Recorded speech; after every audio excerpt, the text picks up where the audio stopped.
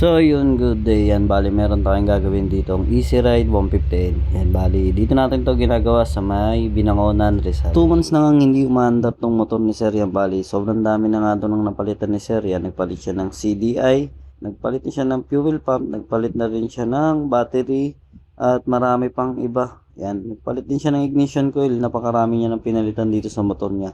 Ngunit ayaw pa rin talagang umandar. Bali, na-check ko na nga pala yung CDI nito, na-check ko na rin yung ignition coil nito. Okay naman ang kuryente. Na-check ko na rin yung gasolina kasi may buwababa namang gasolina sa spark plug. Ngayon, pag-check ko na itong kanyang magneto sa dyan, kung makikita nyo, malambot siyang ikutin. So, ang ibig sabihin nito, wala na siyang kompresyon. Yan. Ngayon, ang gagawin natin, bubuksan natin yung kanyang valve clearance. Kailangan chuchunapin natin para malaman natin kung lost com ba talaga tong motor ni Sir. Ngayon, kapag nakumpirma na natin na lost com na tong motor ni Sir, yan, bali, kailangan natin tong buksan yung makina niya. Bali, re-refresh na rin natin to, tapos syempre, hasain natin yung barbula at gagamitan natin itong grinding compound. Kasi ito yung pinaka maglalapat ng valve sa valve seat para mawala yung singaw ng valve. Dahil sure ako, singaw ng barbula na ito kaya ayaw mandar. Bigyan ko kayo ng konting idea. Yan, bali sa pagpapaandar ng motor, tatlo lang ang mahalaga na lagi nating i-check kapag ang motor is not running. Una, gasolina. Pangalawa, kompresyon. Pangatlo, kuryente.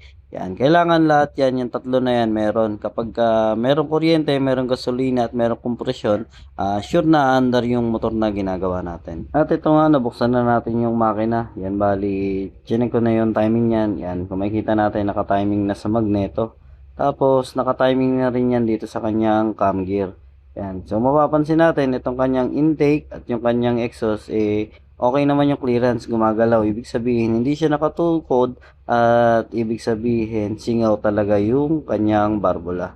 Kaya, wala tayong magagawin dito, kundi bubuksan na natin yung makina ni Sir para hasain yung barbula niya. At ito, papakita ko sa inyo, yan, kung makikita nyo sa video, binubusan natin ng gasolina yung kanyang exhaust valve. Yan. Makikita natin na talagang tumutulo yung gasolina. Yan, bali, nagbabasa yung chamber, tumatagos yung gasolina. So, ang ibig sabihin, singaw talaga tong barbula ni Sir.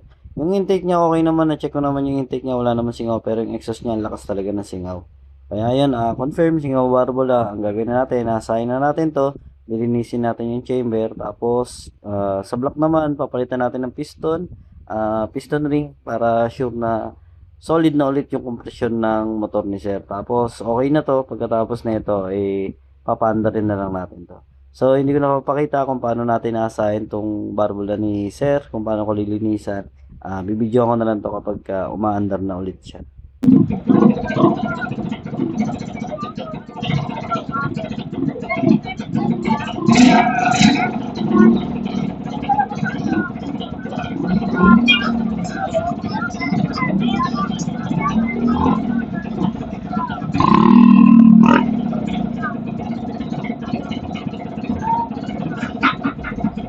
So yun, okay na. Yan, bali na paandar na natin tong motor ni Sir. Yan, bali 2 months nga palang hindi umaandar to, tapos napakarami nang napalitan. So tayo ang ginawa lang natin, refresh lang natin yung makina niya. Tapos nagpalitan tayo ng piston ring, piston para sure na solid yung compression ng kanyang motor. Yan, bali yung carb nito, nilinisan ko na rin yung carb nito kasi medyo may konting lumot, pero okay na rin. Yun, nasilip na rin natin lahat, pati mga wiring pina-check na rin ni Sir. Ngayon, subukan natin kung good running condition na nga ba talaga itong motor ni Sir. Yan, kung makikita nyo, one click naman yung motor ni Sir.